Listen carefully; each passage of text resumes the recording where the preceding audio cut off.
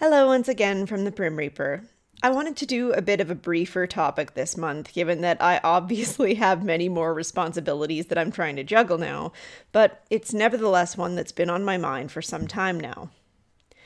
The topic came to mind a few months ago when I had a lovely interview with Benjamin Boyce, which I will link down in the low bar. In this interview, for context, I talked about a lot of the subjects I usually talk about: men's mental health and how the current paradigms in psychology, and society at large, really, are not effectively serving their needs. The interview itself was a joy, and I had a very nice time, but one person in particular left a comment that struck my attention. I'll read it here for you. I don't think I agree with most of Prim's points. Men have historically had numerous provable advantages and leverages over women, and women have been physically and emotionally terrorized by men at far greater rates. To completely cast aside the shared experience of being a member of the female sex regarding the impact that it has on mental health is ridiculous. Look at the world women live in. Reflect on the diagnosis of hysteria, on lobotomies performed on women because they didn't act properly. Consider some of the misogynistic origins of the field of psychology and psychotherapy. I don't think that it has served women like she says, but it has overpathologized the female experience. Prioritizing men's mental health in a world where they are already prioritized in nearly every other aspect is not the answer. Men are largely, not wholly, but largely, responsible for the failure of men's mental health.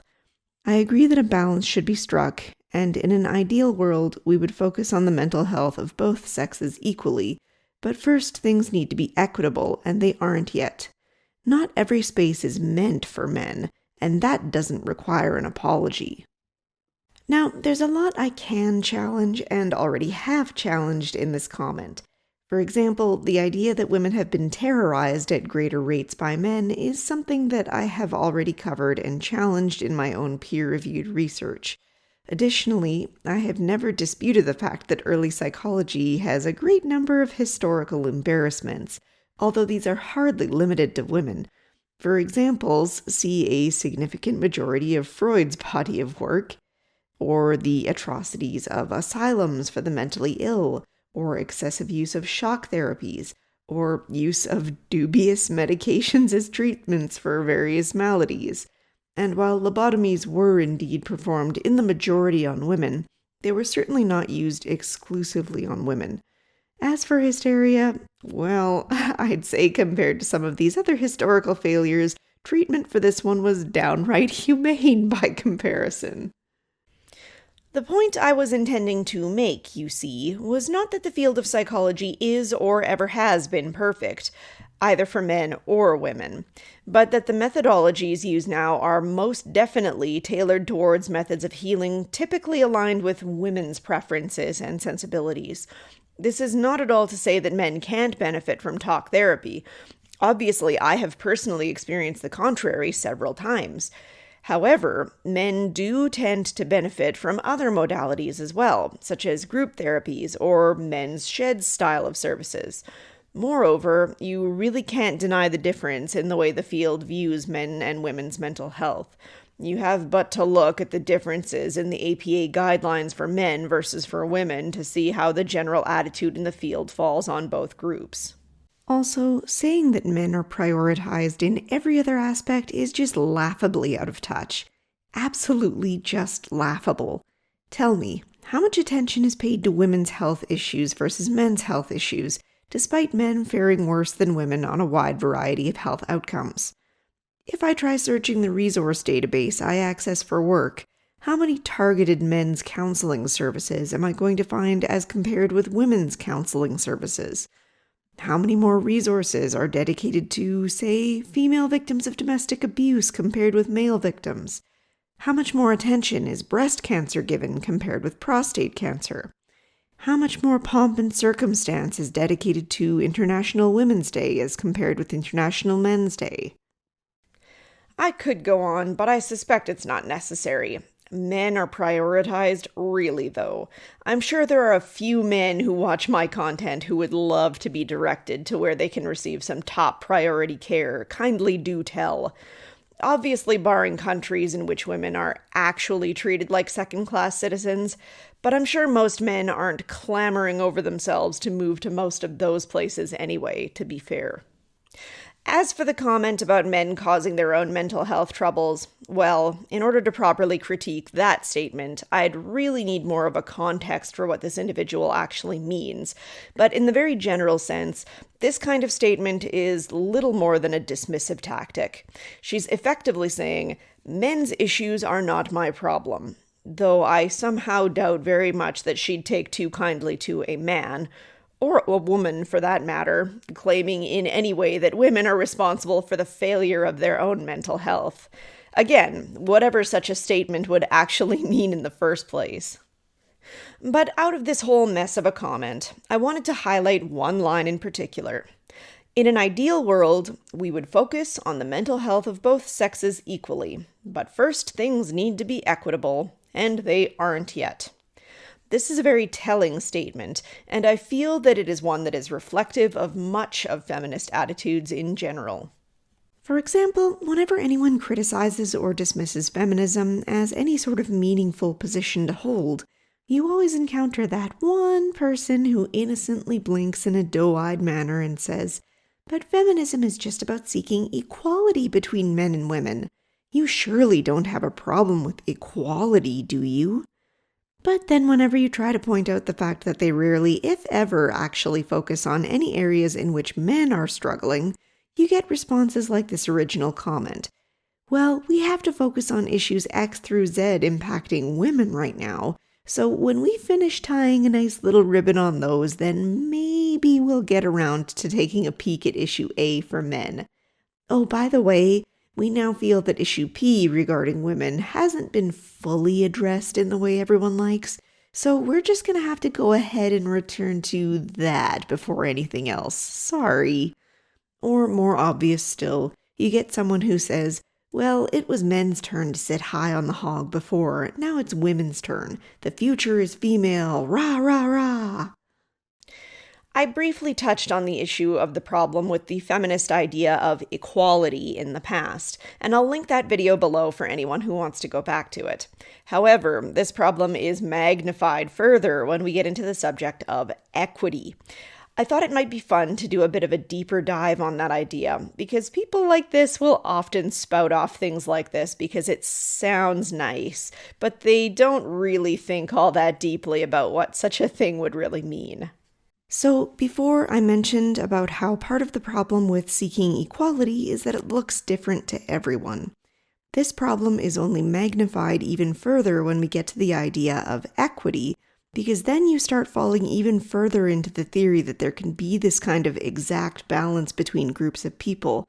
And I mean not just the ability to, say, make the same kinds of choices or dictate the course of your own life, but rather that these two groups have the exact same kinds of things, or the exact same kinds of outcomes. There is a problem with this in that it is both very specific and also very vague in amusingly different ways. It's specific in the demanding of very exact kinds of outcomes in order to qualify as being equitable, but it's vague in that there's rarely a defined path in how to achieve this, or the point at which we consider the goal successfully met. Let's demonstrate by exploring some of the hitches that come up when we start focusing on the idea of equity. 1. You gain the ability to dismiss topics you feel are less important, for example, men's mental health, until other, more important topics have been sufficiently addressed. 2. The idea of such topics being sufficiently addressed is not always clear, but the goalposts can be easily moved if needed, because there is rarely a straightforward definition of what addressed looks like. 3. Different people will have different definitions of what addressed looks like, so even if one step is made towards one person's idea of equity, women are now allowed equal access to universities so they can have the same career options as men. You can always have another person step in and ask for more, especially in the name of equity. Yes, but women have historically not had equal access to university or education, So now they should have special boosts to make it easier for them, like gender-specific scholarships or lowered academic achievements to get into the same program, or more hiring quotas for women after the fact, or special allowances for women because women do more emotional labor at home. Or, returning to the idea of mental health, equity might look like a dedicated female branch of mental health, or it might look like an exclusive focus on women to the exclusion of men entirely, because they have apparently focused only on their needs for the last however long, even though men have also apparently been the cause of their own mental health failures, because that's how logic works, right? 4. An added layer of nonsense with all of this, of course, is how long we keep these added equity bonuses in place until we have achieved true equity. No one can ever really seem to answer this one in any kind of concrete, actionable way. Is it a generation, so that a line of women have a chance to get ahead? Is it an equal amount of time men in the past have had advantages? Or is it just forever? But then that just creates a new privileged class, does it not? And how are solutions like these equitable to the men of today, who have ostensibly not benefited from such advantages that men in the past have had? Of course, you'll inevitably have some people claiming that men today benefit from historical patriarchal systems or whatever, though I'd wager that the daughters of the privileged men or women of the past probably fared better than unrelated poor men at that time or even today. What's to stop men from eventually getting upset and demanding equity in favor of their own needs in a few generations?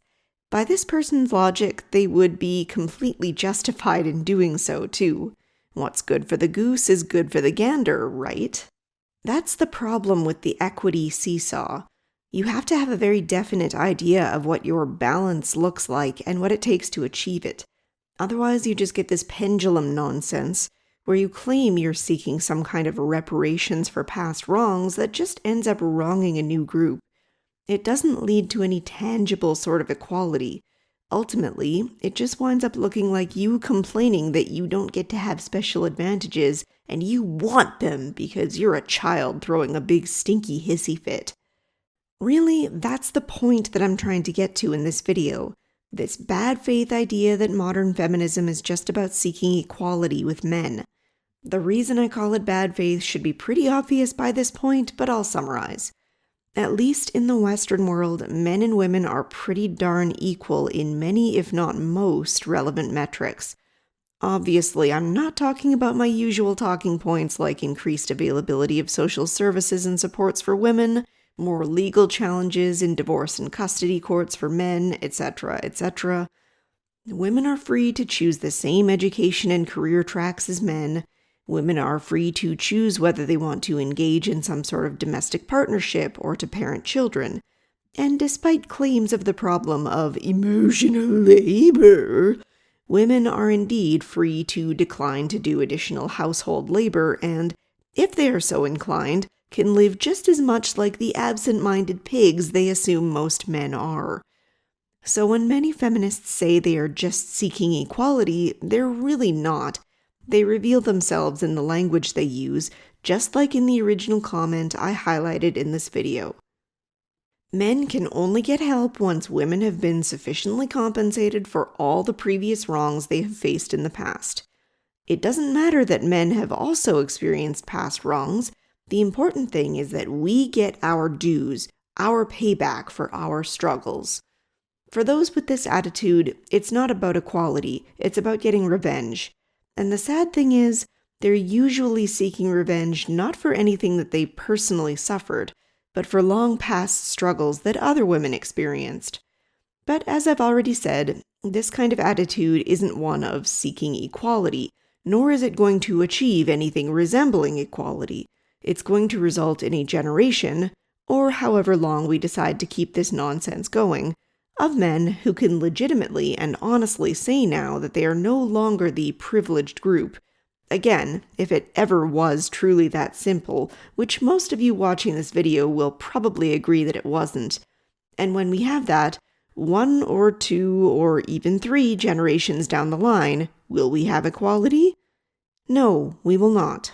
And as I've argued before, maybe asking for exact equality on every aspect of life, accounting for all of past inequalities and all of the biological realities and individual interests and preferences and all of that, is not a realistic thing to seek. But if we want to seek equality as close as we can realistically get it, then that is the attitude we have to have. We have to go into things looking where people are struggling right now and seek to fix that. I don't care if someone's great-grandfather was a slave or the King of England.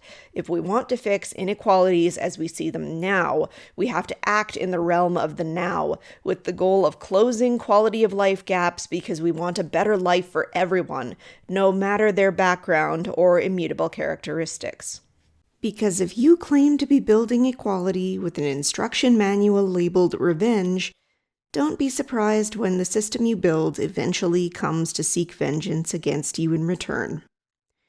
Thank you so much for watching, and I hope to see you all in the next one.